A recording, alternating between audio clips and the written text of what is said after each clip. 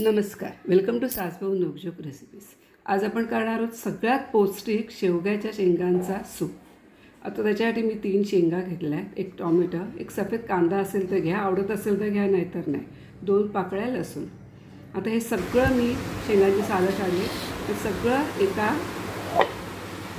कुकरमध्ये उकडवलं आणि बघा मी वाटून घेतली, वाटून त्याची पेस्ट केली आणि गाळून घ्यायचे। आता आपल्याला जेवढं पाणी पाहिजे ना तेवढं। आता हे 3 शेंगांचं मला 4 जणांसाठी व्यवस्थित होईल। मग आपल्याला साधारण करताना गाळून घेतल्यावर हे परत एकदा गाळून घ्यायचं आणि त्याच्यात 4 पेले तरी पाणी टाकायचं। आता आपण त्याच्यात ना फक्त मिरी आणि जिरं पूड टाकले, वरून लसणाची 2 आता घेतले 2 पळी लसणाची पाकळ्याची आपण फोडणी केली। बघा सगळ्यात हेल्दी सूप झाला की नाही, पटकन मिरी पूड टाकायची, धणे जिरं पूड, बस आणि आपला हेल्दी सूप तयार।